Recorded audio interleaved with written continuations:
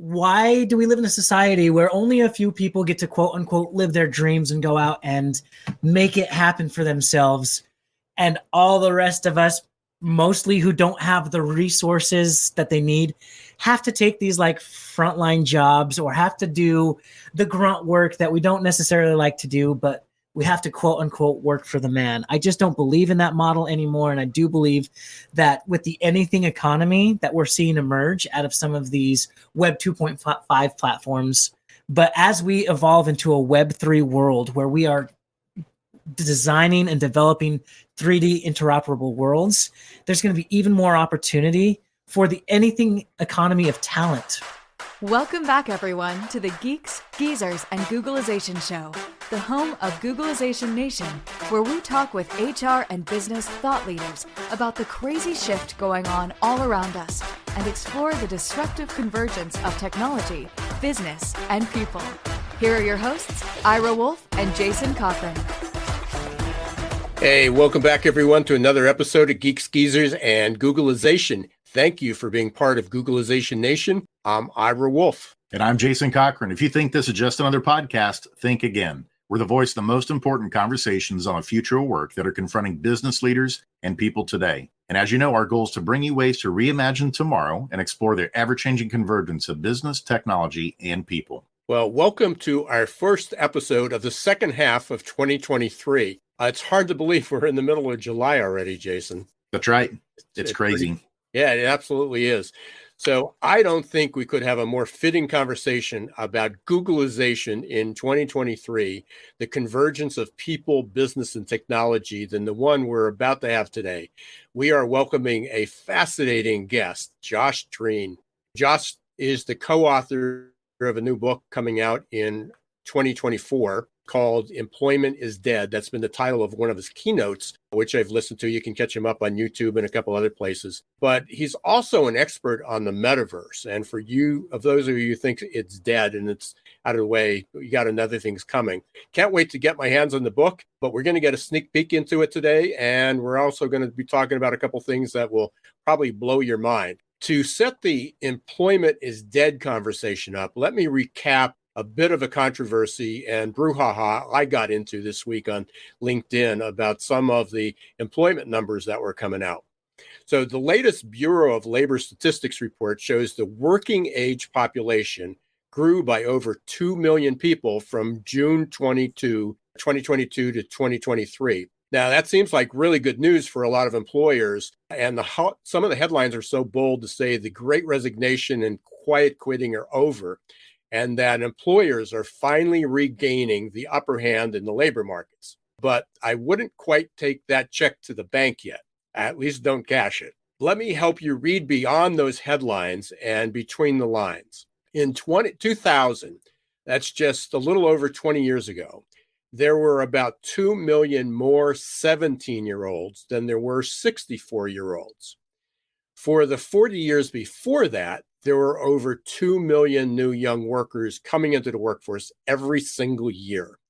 Well, all those people who were coming into the workforce 40 years ago are now exiting. But unlike 50 years ago, those retired workers aren't dying. Many are living into their 80s and 90s and 100s, which means they need workers to serve and service them. So fast forward to today, and the number of Gen Z entering the workforce is equal to the number of baby boomers leaving it. In other words, the percentage of our working age population growth has ground to a halt. It's literally fell off the cliff. And that's our potential workforce. Not everybody who's eligible to work works. And it actually fell below zero during the early days of the pandemic because we were all on lockdown and there was no immigration. That means that zero growth of our working age population is, especially when it's a problem when under 14 and over 65 is growing. In fact, the over 65 population increased 34% at the same time that the labor force was not growing at all. So this trend is expected to continue to 2030 when we might get a small uptick. But we've got some news for any employer who thinks it's game over for a Great Resignation and quiet quitting, and that they will regain the upper hand. They're living in a bubble in la la land, whatever you want to call it. It's just not going to happen. And the last few years were just a warm-up. They were just preseason, because the real game in the labor market is just about to begin, especially with what we're going to talk about today with the metaverse. But that leads me right into today's Perfect Labor Storm segment.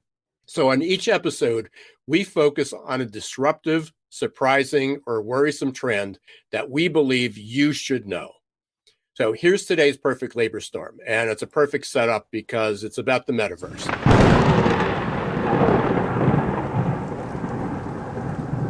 If for those of you who thought the metaverse is dead or going the way of what some of us might remember was Second Life, which about 20 years ago, in our last episode, Doug Hohulin projected we'll have 1 billion users in the metaverse by 2027. So Jason did a little digging on that stat. We thought it might be aggressive or a bit hyperbole. And here's what he found. By 2026, there'll be almost 2 billion people, or 25% of the worldwide population, will spend at least 1 hour each day in the metaverse shopping, working, socializing, or consuming entertainment. And that's from McCann World Group and Gardner. So real stats. By the same year, the total value of virtual goods sold in the metaverse could be as high as $200 billion. By 2030, the metaverse market will be almost $1 trillion, and more than 50% of people will probably be working in the metaverse within 10 years. And even as soon as the next 2 years, about half of Gen Z and millennials plan to do some work in the metaverse. Crazy stuff. Yeah, Ira, it absolutely is. It just boggles my mind to think about what this is going to look like in the future. And the title for today's episode is just absolutely fascinating. Employment is dead. I don't think any of us thought in 2019 that employment would look like it already does today in 2023, where we have so many people working remotely or doing hybrid work schedules. And this is just the initial ripples in the ocean of the massive changes on the horizon for the future of work. We're going to get Josh on in like less than 2 minutes here, but just to tee him up, think about some of these things: spatial computing, augmented reality, mixed reality, decentralized autonomous organizations, cryptocurrency, Web3 applications, and of course, the proliferation now of AI. All of these things are converging at the very same time, and they're fundamentally going to change most of the systems and structures that we've known and been accustomed to over the last 100 years or so, particularly as we've understood our work lives.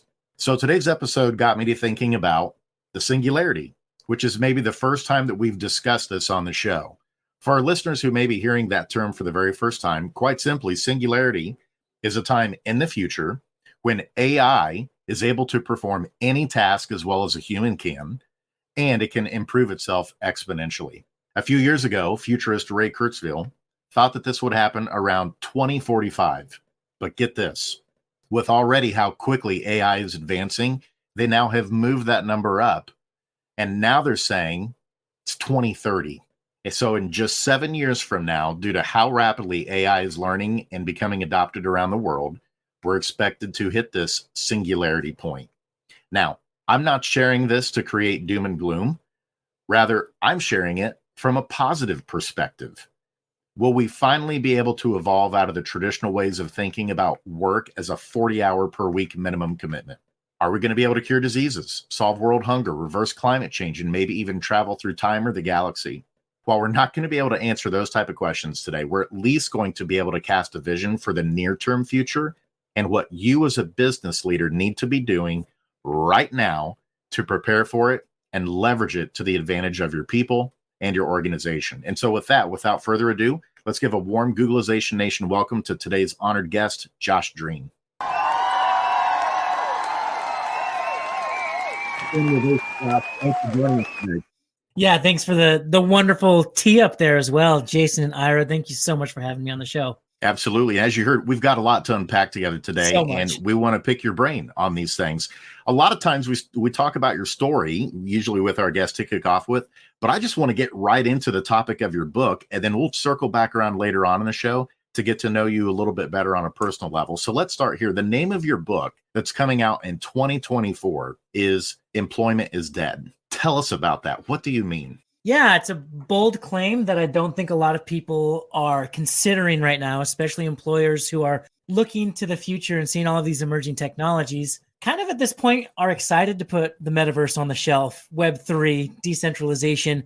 That was gone the way of the crypto bro. Thank you. Now we can get back to work.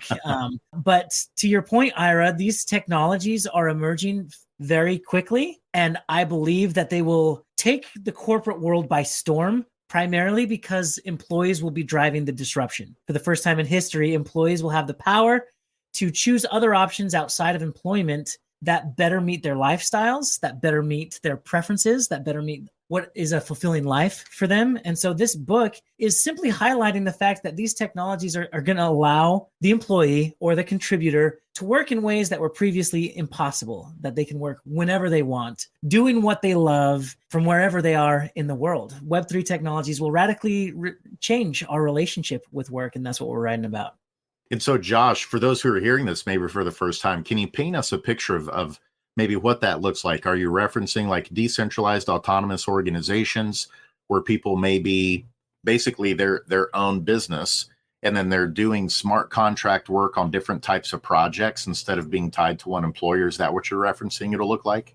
That's right. And I think before we talk about that directly, we should probably take a step back and look at the problem itself, the problem that is being solved. And the problem, how I see it, is that employees are unhappy, that the structure of work no longer works for employees. It doesn't work for employers. It's producing diminished returns. And the big problem that we're seeing is simply that employees are unhappy. And when we start there, we can start to play around with what the future of work actually looks like. I think if you're in HR and you're very interested in retaining top talent, in recruiting top talent, in continuing to do business as usual, we've kind of moved away from employee engagement, which has been really hot for decades. And we're still tracking employee engagement. Gallup has been, their workforce poll has been happening for years now.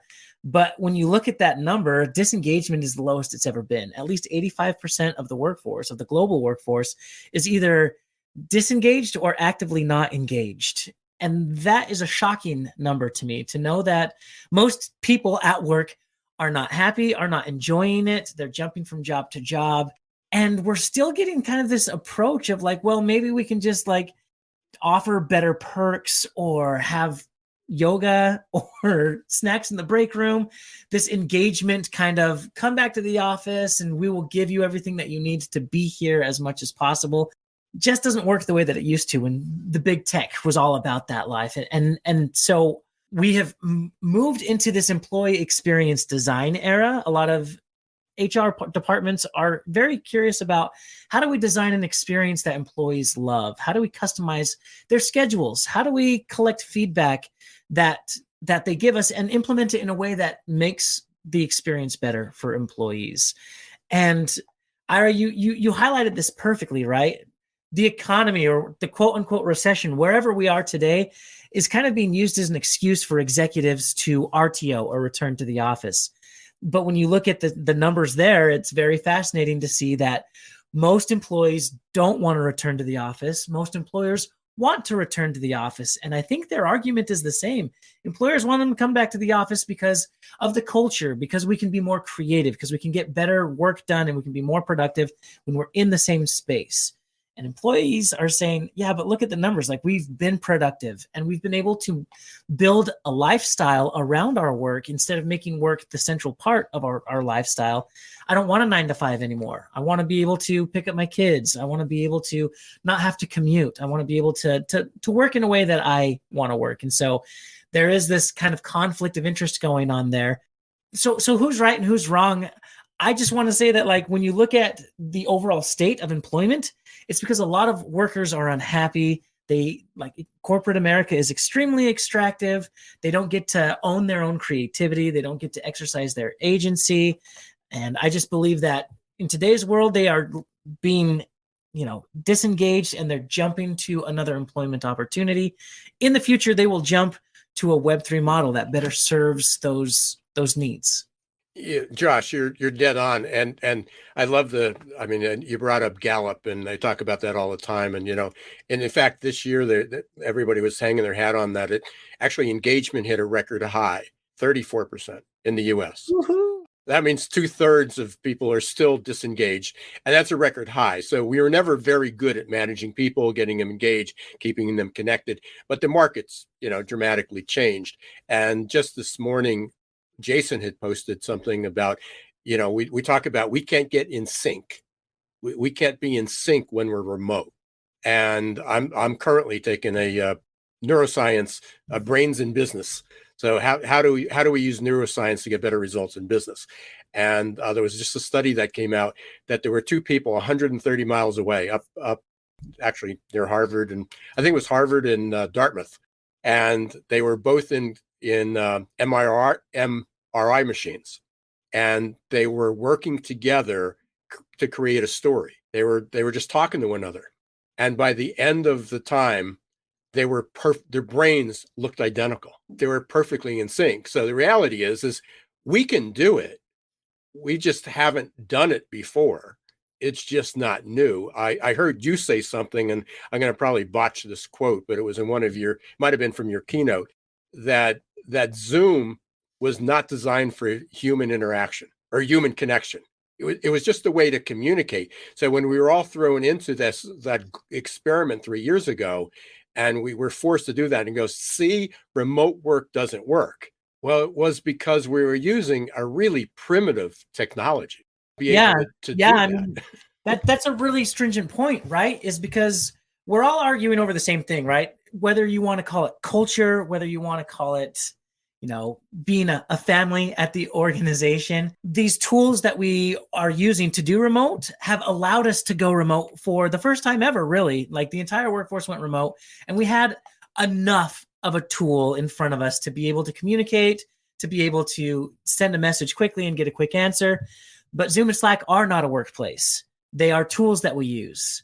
And we are missing some of those serendipitous connections in the workplace, like running up to someone before a meeting to sync and get ready, or to catch your boss really quick after a meeting just to ask a quick question, instead of having to find some time on your calendar and jumping in and making it happen. And so my argument is that we can create a culture that allows for rich human interaction, and we can do it virtually. We just aren't there yet. That's the glory of the metaverse, is that we can get to a point where we have a digital twin that is powered with AI that helps us interact more efficiently with our peers virtually.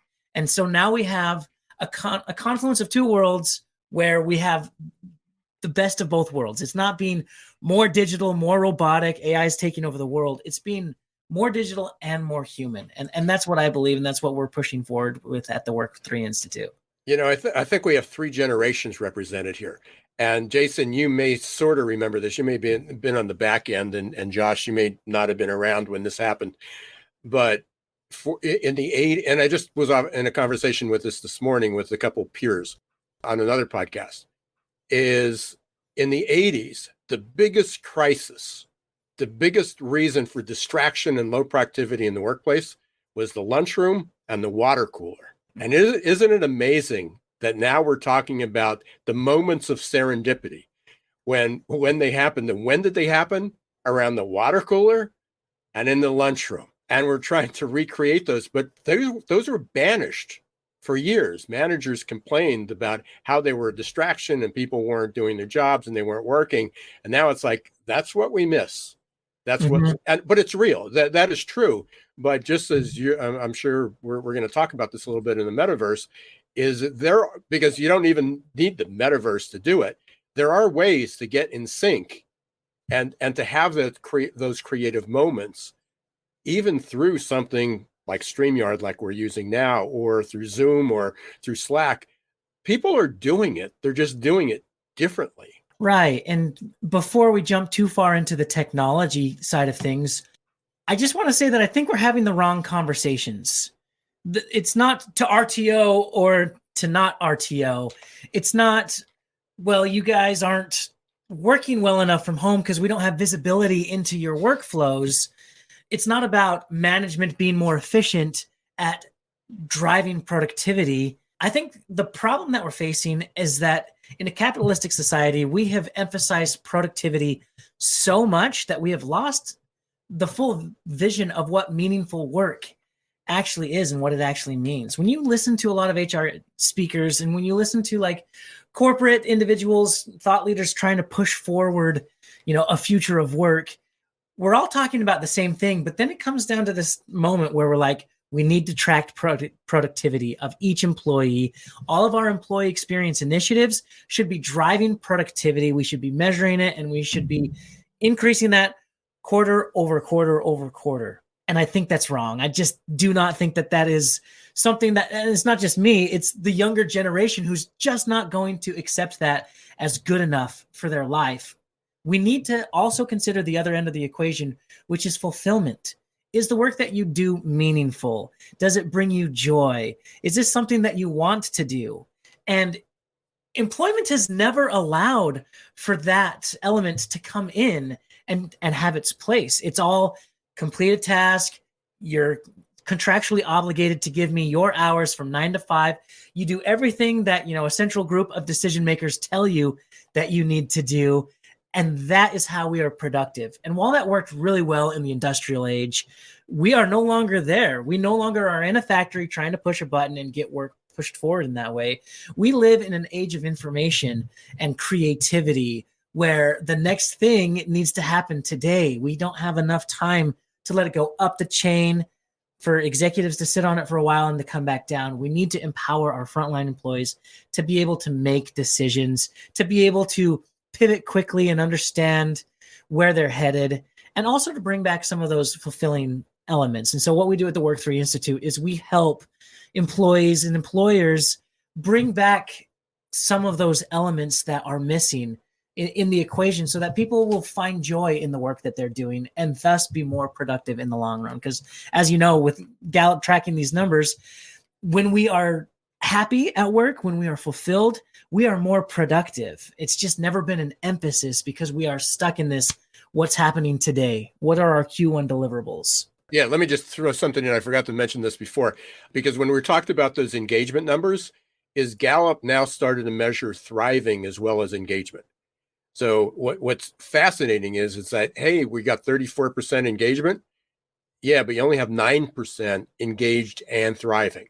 So people are showing up for work. They feel somewhat connected, but they don't feel fulfilled outside of life. And that's the risk. So when you only have 9% of the working age population that are engaged and thriving, that's the problem. Mm-hmm. Absolutely. And Josh, just to piggyback on what you said there and support this isn't just in business. When I used to work in schools, we would actually measure academic engaged time with students. How engaged are they with the actual instruction, with the curriculum that's going on? And here was the thing that was fascinating that years of research told us in education. You know how you get better engagement from students? When they have skin in the game, when they are actually helping come up with the rules in the classroom of what it means to be a good student, of what the success looked like. Instead of it just being all top down from the teacher saying, this is everything that you're going to do.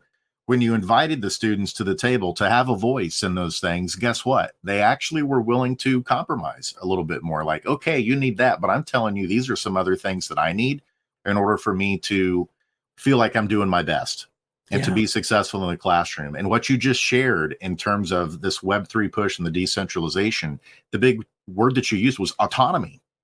That's one of typically the top 2 drivers for people in work is they want that autonomy. They want to be trusted that I know what I'm doing. I know the problem we're trying to solve. In fact, I might know how to solve it even better than you do at the very top because I'm the boots on the ground working with the customers every single day to solve the problem. And a lot of times those bureaucratic ladders, they get in the way, actually, the thing that they say they care about, which is productivity. It's like if you want productivity, you decentralize, you put more power into the hands of your people that are actually doing the work and understand the problem. Now, the other thing I want to go back to also, because I want your comments on that, is you talked about digital twins as well in the metaverse. And I can't help but think, I don't know what the percentage, and I hate doing a bifurcation, but introverts and extroverts. Okay, let's do that dichotomy. I can't help but think how many introverts in particular who are saying, return to the office. Why? Like, I do so much better work. I collaborate with other people so much better whenever I'm working from home or potentially in the metaverse. That idea of them having a digital twin that they could have in the metaverse to assist with some of those interactions or assist with the information curation, I got to think that would be a big boost for them as well. So I'd love to hear your comments or ideas on those things as well. Yeah. This is already a fascinating conversation, and I'm so glad that you are both passionate about this as much as I am. Jason, I think you nailed it. You know, I used to work for an HR consulting firm, and it was a great learning opportunity, but there were some practices that I still just kind of stopped and was like, wait, what? Like, for instance, one of the things that they taught a lot was design for the empty chair. There is an empty chair in the boardroom that is technically the chair for the employee, and we need to design specifically for that employee to make sure that those experiences are meaningful. And I was just like scratching my head, like, but why is the chair empty? Why don't we put someone in that chair and actually start talking to our employees? And that was actually the foundation of the startup that I was building out of the Harvard Innovation Labs. We were pioneering sentiment analysis in real time. That was a fancy way of saying you need to collect real-time feedback from employees on their experience, create a trusting environment so they're honest with you, and then you need to implement those insights at all costs. Ira, I love that you are a millennial stuck in a boomer's body. Like, I know that you're very progressive on this. Like, we are a generation that's used to feedback instantly. With social media, we can make a post, we can see how our friends are reacting, we can see how many likes it gets. We are used to immediate and next level feedback in our world. And so why aren't we doing that same thing at work? And so what we were doing, we were putting elements in place to kill off the annual survey. Who wants a one data point once a year on how employees are feeling? It doesn't feel right. It doesn't feel like a relationship. And so how can we get to a place where we are collecting that feedback in a way that makes sense and implementing that feedback? And the more we consulted and the more that I built this startup, the more I realized that it's not a survey problem. It's not an employee problem. It is a work structure problem. This is the cynical part of me. I don't think that corporations as they currently exist today are going to be able to pivot fast enough or embrace emerging technologies fast enough for employees finally to be empowered to say, see ya, like, here's a new model of work. It's the Uberization of talent. I can just pull up the app. I can start working whenever I want. And whenever I want, I don't have a boss. I'm working on several projects for several DAOs, which we can talk about in a sec, at a time. And now I'm mixing and matching different streams of income, making a living how I want to. And that is way more attractive to these 9-to-5 employees who are absolutely just done with work. They're burned out. They're tired of working for the man. They want more autonomy. They want more authority. They want more ownership over the work that they're completing. And that's where we're headed. And to support that, Josh, Richard Foster, his models, I can't remember if he's Yale or Harvard, but he's a futurist and a big-time business guru as well. And his models have that 40% of the current Fortune 500 companies will cease to exist by 2027. That's just 4 years away. Nearly half of them will be gone. And so to your point, a lot of those leaders that are saying, we're not going anywhere. There are a lot of people beyond what we're talking about today, experts in this field that have a lot of data that suggests if you don't get with the program, you may be in that 40%. And Jason and Josh, the reason why is because McKinsey just released the poll. 85% of CEOs on the Fortune 500s say they don't believe they have the capability to adapt fast enough to the future of change. There it is. So, yeah, I mean, 85% of CEOs of the Fortune 500 says they don't believe they have the capability to keep up with the pace of change. And I hate to stop this conversation, but we got to do it for a minute. We're going to take a really quick break. We're going to go to our commercial break. But we've been incredible conversation with Josh Drean, and we're talking about the future of work. Employment is dead. When we come back, we're going to dig into a little bit more about the metaverse and a lot of other things that where we're headed with it. So stay tuned.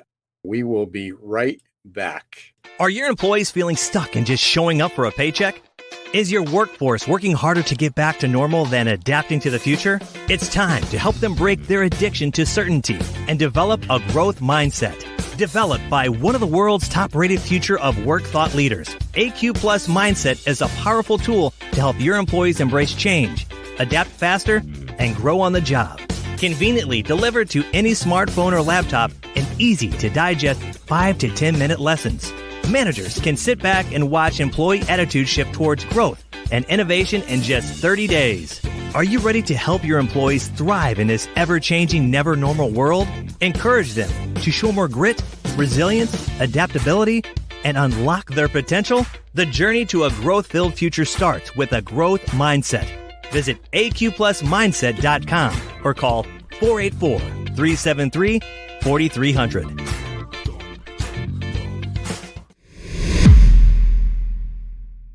Hey, welcome back, everyone, to the Geeks, Geezers, and Googleization Show. Here with Josh Drean today, who's the founder of the Work3 Institute. Incredible conversation. Hated to stop it there just for a second, but we're going to get back in the flow real quick. We've had an incredibly active, thanks to you, Josh, number of comments and questions. Let's go back to the one. Let's see, this is from Rich. Doing what you love is such a privilege. Love the way that's put. Such a privilege for those who have leverage and high value add. How does that relate to income distribution and those with fewer resources? Great question. It is such a privilege. And I just think that first and foremost, we need to change our mindset on that, because why do we live in a society where only a few people get to quote unquote live their dreams and go out and make it happen for themselves? And all the rest of us, mostly who don't have the resources that they need, have to take these like frontline jobs or have to do the grunt work that we don't necessarily like to do, but we have to quote unquote work for the man. I just don't believe in that model anymore. And I do believe that with the anything economy that we're seeing emerge out of some of these Web 2.5 platforms like YouTube, let's take a look at YouTube, for example. You can make a video on any subject that you want, build a community, and earn money that way. And the younger generation has grown up this way. They have been influenced by quote unquote influencers, and they want that same lifestyle. And that's okay. We don't have to be, the stodgy corporate individuals to say, no, that's just YouTube. It's pointless. Like only a few people are making money in that way. It doesn't work that way. I'm sorry. That might have been true, but as we evolve into a Web3 world where we are designing and developing 3D interoperable worlds, there's going to be even more opportunity for the anything economy of talent. Whatever you love to do and that skill that you love, go develop it. And don't work for a corporation who's only going to let you do 10% of your work doing that, but they have this whole list of other things that they want you to do. Web3 flips that model and says, you can do 90% of what you love to do. You can do it now. It exists in a 2.0 world like Upwork and Fiverr. Some of these freelance platforms will allow you to work how and when and where you want. The grind and the hustle is still just a barrier to entry for a lot of people. Like, sure, we want to go do our own thing, but we have to work even harder to make it happen. When you mix AI, machine learning, and Web3 technology sitting on the blockchain, all of a sudden you have a Web3 version of Upwork that will map out all of your skills. It will map out all of your talents. It will use AI to match you with projects, not for a specific company, but for any company around the world that needs your services. It will place you on a team with individuals who are like passionate and excited about this. You can choose your preference, whether you want to work on just a week-long project, a year-long project, and you can customize that. That is the world that is coming. And so to a roundabout way answer that question, it is a privilege, but it should be a privilege for everyone. And Web3 and decentralization makes it finally possible. Yeah, this might be a little bit of an easier one. It's from our friend Nia. I was just on her podcast, Knowing Self, Knowing Others, the other day, from Australia. So we've got global listeners on this one. Welcome. Yeah. So Nia asked, do you think this is sector specific, and how do you think the public sector and charitable sectors will adopt? Great question. not all industries are created equal. Not all industries adapt change in the same way.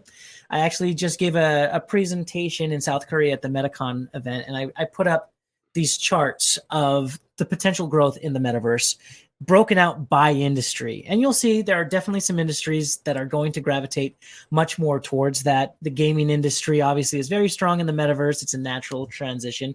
Surprisingly, the industrial metaverse is going to grow at an exponential rate. And we're already seeing some amazing case studies coming out of NVIDIA using their Omniverse platform. BMW, for example, is using the industrial metaverse. They built a digital twin of a factory so that they can test conditions in a remote environment, in a digital environment, before implementing it in a physical way, which you can only imagine saves so much money. They're actually 30% more efficient because of the metaverse. And so yes and no, like some industries will gravitate towards this more and will implement it. You imagine like jobs in the government probably won't move as fast. Whereas like the hospital world is already seeing some great changes. There's a company called Levin who is a digital detox from digital technologies. It's kind of fascinating, but it's a Web3 world where you can be in a hotel in a virtual space that is really lovely, and they offer all sorts of services there. So there's a lot of changes happening there. And, you know, I think that especially when you have companies that are traditionally like crowdsourcing or need more of a community, will find ways to build a Web3 community more efficiently and be able to drive better ways of earning money that way. You know, charities will be able to have a community and set up like, you know, a monthly plan, or at least be able to host virtual meetings where individuals can come in and work together. So it is important to watch your specific industry and how it's evolving. That being said, I don't think there's going to be an industry, even, you know, traditional deskless workers, blue collar jobs, that isn't going to be touched or influenced by the metaverse. Yeah. And with that, Josh, it's just fascinating to me to think about employee resource groups. I don't know if you've heard about those before, but that's become a really big thing within the HR world of now that we have more people working on the same team, but they're spread out around the world. How do we create that cohesion? How do we help create that culture? And then this concept of employee resource groups, ERGs, came about, where people with similar interests and passions that may work in the same organization come together and do those types of activities. What you just shared with me makes it sound like the metaverse is going to make that even more possible and even more of a connection type strategy within organizations. What are some of the other benefits you see in terms of creating the connections among people that the metaverse is going to make capable? And maybe it's some stuff with the Apple Vision Pro. Yeah, I mean, and I feel like we're still like talking within the HR realm, which is where I like to stay because it's important. We can jump further into like, what is the metaverse? What does it mean? Are we going to be wearing headsets? Yes or no? But like, to your point, Jason, like you brought up a perfect example of how like HR technologies are going to evolve. Another really hot HR technology right now is a talent marketplace. This is especially hot as we are scaling back on our workers. We are looking for new skills and capabilities. And so these tools will allow you to come in and almost create a taxonomy of skills where you know exactly which employees have which skills, how capable they are in those skills. And now you can leverage that internally within an organization to match them with projects that they otherwise wouldn't have been a part of. And so we're seeing this amazing opportunity to tap potential that exists within the organization that hasn't been tapped yet. And I think that's a great technology. We have companies like Fuel 50 and Gloat who are doing that. But I also stop short of like, why are we just doing this internally? And why do we still have like these walls company to company? A lot of companies experience so much turnover that they just like, you know, employees go across the street and work for a couple of years at this company based on the project. And then they win a government contract over here and then they go work for this company. And so I feel like the flow of projects and skills is already in place. But I do think that we are going to standardize that on the blockchain to where now you as an individual don't just need a LinkedIn profile to tell people what you do and what you love, which is a self-reported way of doing it. It still blows my mind that we are still accepting self-reported resumes and we just believe that they are real. And potential employees, candidates are just assuming that the job description is going to be exactly what they're doing, which there's a lot of memes out there that you can see of like, you lied to me on your resume. And it's like, well, you lied to me about the job description. We won't have those issues down the road because all of it will be stored in a crypto wallet on the blockchain. So you know which courses you've taken, you know which certifications you've done. And it's not just trying to prove it to a human, it's AI scrubbing that data and that information and matching you with projects that make sense based on where you're at and where you want to head. Yeah, not only were the resumes and the job descriptions fabricated, but then they built algorithms around it to do the selection and the management and the performance reviews. It's perfect. It's a perfect system. Josh, you had a question, and I'm going to throw it back at you. I think you asked this in one of the videos that I watched. And I think this relates back to HR because I know people are trying to figure out, it's like, so we're going to have all these people walking around with these, these headsets, like that, which is another question is how soon are we going to get rid of those? But the question you said, I think you brought up was, what's it like watching a baseball game or going to a concert or a hockey game or a soccer game in the metaverse? How is that different and even better than being there? Whew. You teed me up on that one, Ira. I appreciate that. It's going to be so much better, you guys, like so much better. And I just want to paint this idea that like, there's a lot of like skeptical individuals right now that are slow to adopt these technologies because it's like, well, why would I do that when I can just watch the game on TV? Or even if you go back and you listen to Bill Gates, late night show and you hear him talk about the internet, it's like, why would I watch a baseball game on the internet when I can just listen to it on the radio, right? It's hard to like make sense of these emerging technologies, but we already live in a world where most people are dissociated from real life because they are watching, whether it's a small screen like your phone or a big screen like a TV, all day, every day. This is what we're doing. And especially when you look at maybe like an older generation who sure is watching Fox News or CNN all day long. They're just watching the news. They're watching their soap operas and that's like good enough for them. What if you could actually live that life? What if you could go sailing with your buddies that are somewhere else in the world and travel is just miserable? You don't want to go there, but you can get on a sailboat together. You can like use those skills that you used as a young man to be able to navigate these digital waters. Like that's the kind of technology that we're seeing being adapted. And I think that's when the value really takes off. There's a friend of mine, we work out of a co-working space, and he's more of a millennial stuck in a boomer's body as well. But I wear this headset and I'm doing my work, and he always comments on it like, dude, you're going to trip down the stairs, or like, you don't even see me coming. And I'm like, that's cool. And those are like some problems that we are working on, but just put my headset on for 1 second. Because I don't think you realize how far along we are and how immersive these worlds are. And he just put it on and it changed his life. And so, yes, we still have a long way to go to adopt these technologies. And by the way, 171 million people own a headset across the world. So that's already a promising number. And yes, like Apple is getting into the scene. You think the metaverse is dead, but yet Apple launches this Vision Pro. Like that should be a signal that we are moving this way a lot faster. But it's important to like look how Meta launched their metaverse versus how Apple Vision Pro launched their spatial computing system. It's like Zuckerberg had to launch a vision. He had to say, this is what it's going to look like. And then within a year, we're not there. So it didn't work. Plus, do we trust Meta is a big question. Whereas Apple, which is, I think, a reputable brand that has consistently put out products that make sense, their approach was here's the value that you generate using our products today. Here's how we're going to enhance that a little bit, avoiding the word metaverse, avoiding the word AR, VR, XR, and just focusing on where we're at today. I don't care if we call it the metaverse or not, but I am saying that it is time to focus on these technologies, what they mean for us, and find ways to be more productive.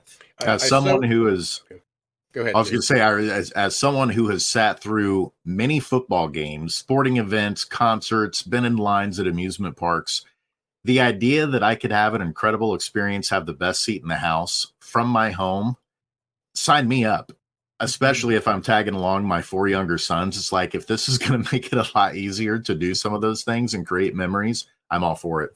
Yeah, considering that we went to a concert about 4 weeks ago, and it took us 4.5 hours to do an hour-and-a-half trip to get down there and then drive back. Yeah, I'm game.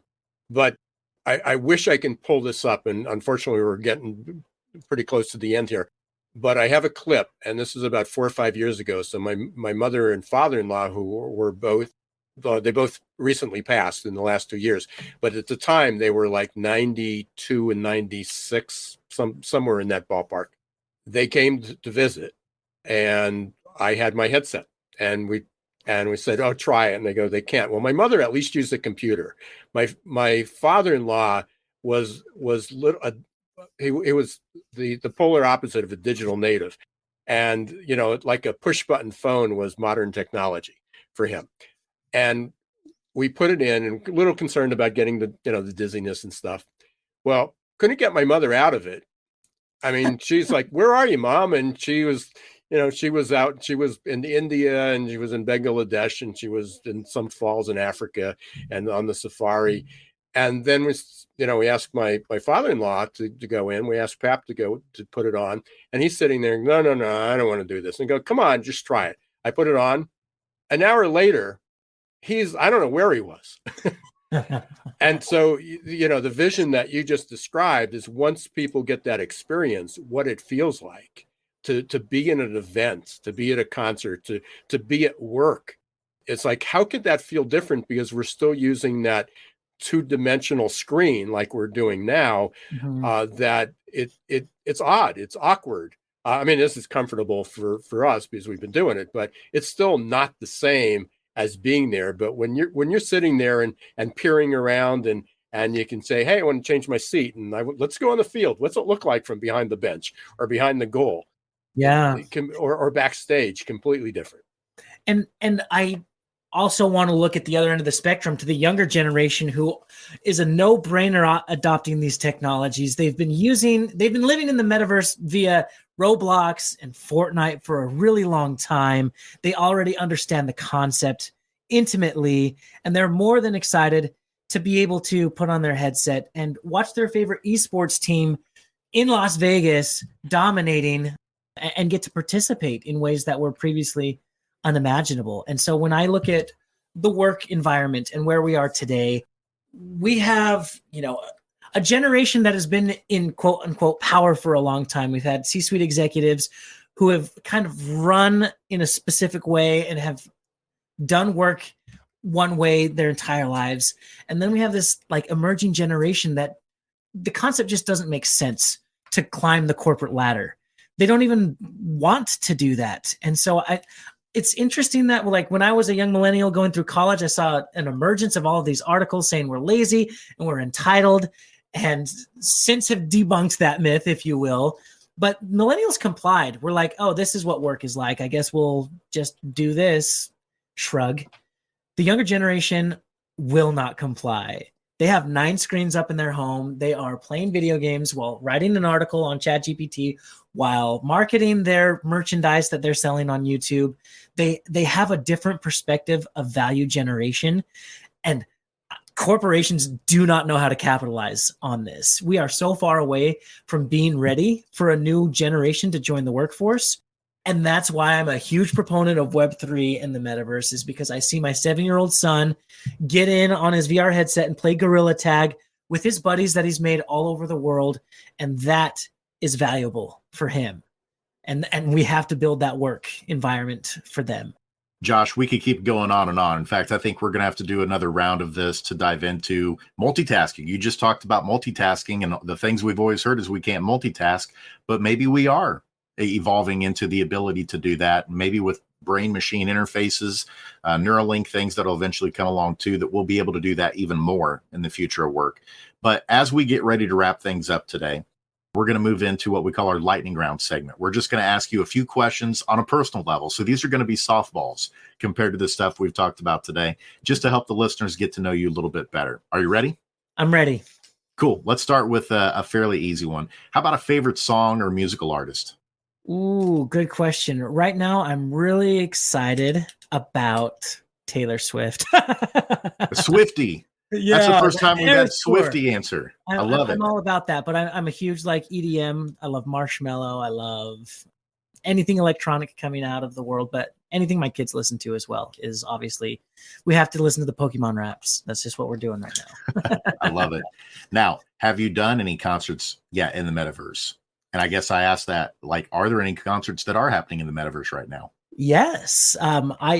My son plays Fortnite fairly regularly, and so we just went to the Kid Leroy conference or the concert in Fortnite, which was heavily attended and actually really cool because you can go into his house and have a house party. You can run down the block in LA and Hollywood and do a lot more exploring than just listening to the music. I love it. How about this one? If there's any person in the history of the world that you could meet, who would you want to meet? Oh, geez. Anybody. You're just sitting, throwing it out there to anybody. I would love to sit down Joe Rogan style with Neil Tyson deGrasse. I think it would be awesome to just pick his brain about everything and anything science, or Einstein. I think that would be fascinating. Absolutely. And of course, with all the whistleblower stuff going on right now with, I think they call them NHI, non-human intelligence. Certainly a lot of really interesting stuff going on with that right now, in addition to all of the other things that we talked about today. And then how about this one? If there was one superpower, so if you're like a comic book fan, if you could pick one superpower, what would it be? I mean, I know there's a lot of really smart options like omniscience or the ability to read people's minds, but I just want to fly. I just think it would be so cool to be able to fly whenever I want, at whatever speed I want, anywhere I want. That would be a win for me. I love it. We've had several teleportation, but I think this might be the first one where we got flight, which is really cool. But Josh, this has been an incredible conversation. Again, for those who are listening, Josh Drean, he's one of the founders of Work3 Institute. You can go to work and then the number 3.me to look at the work that they're doing to help organizations and people prepare for the future of work and prepare for Web3. What are some other ways that folks can get in touch with you, Josh, and the work that you're doing? Yeah, for those of you who love Web3 platforms, at Josh Drean, you can hit me up on Discord. We have a server there. Threads, can I throw that one out yet? Oh, yeah. Hit Absolutely. me up at Josh Drean on all social platforms, TikTok, Instagram, LinkedIn, Facebook, YouTube. Would love to see you there. And I love that whether it was on purpose or not, you left out Twitter. It may be the next episode we do is Twitter is dead, not just employment is dead now that Threads is out. But thanks so much, Josh. We would definitely love to have you on again in the future. Thank you. Appreciate it. Yeah, thanks very much, Josh. Definitely want to have you back. We'll be in touch. It feels like we just scratched the surface on this stuff today. Oh, man, we could have gone forever. And I know you're going to ask me what my takeaway is. My first takeaway is I want to be Josh's kid. Right? Absolutely. I definitely want to be his kid. I'll be really succinct here because I know we were running a little bit late. I think that the hashtag of this is anything economy, the anything economy. I think that sort of sums it up. And, hopefully we were able to give everybody a different perspective of, what the metaverse does. And, it's not that jobs are dead, but the current idea of what employment looks like, the structure of employment and the structure of jobs is dead. And people need to get out of their own way. We were in sync, partner. Of all the things that I jotted down, that was the same one for me, the anything economy. So right there, it's all changing before our very eyes. And we've talked with the Odeon Capital crew about this on episodes too, that maybe the traditional ways we've measured the health of the economy are not the same ways we need to be measuring it in the future, because it is going through a metamorphosis. Things are changing in terms of employment and the way that a lot of these traditional structures and models work. So hopefully today it was an optimistic one for our listeners, and hearing the optimism from all of us about what that future looks like, and especially for the younger generations too, that are just now entering the workforce. If you haven't subscribed to the show, please do so. We'd love for you to subscribe on YouTube, follow us on Instagram, Twitter, LinkedIn, Facebook, and then of course, all of the major podcast platforms too. Because of you, we're in the top 1% in the world. And we're continuing to love what we do, trying to help you prepare for the future of work. But until next time, I'm Jason Cochran signing off. And I'm Ira Wolf. Again, thanks very much for being part of Googlization Nation. Thanks for listening and watching. Geeks, Geezers, and Googlization. Thank you, everybody, who was so active on the comments. We had a lot of great questions. One of those in the end was, what about loneliness? Is this going to create loneliness? And a quick answer, I believe it's not, because we'll be able to have deeper, better connections, even when we were isolated. But that's just one of the many questions that we'll have in an upcoming episode. And until next time, don't let the shift hit your plans. Thanks for listening to Geeks, Geezers, and Googlization. This show was produced and edited by Hilton Productions.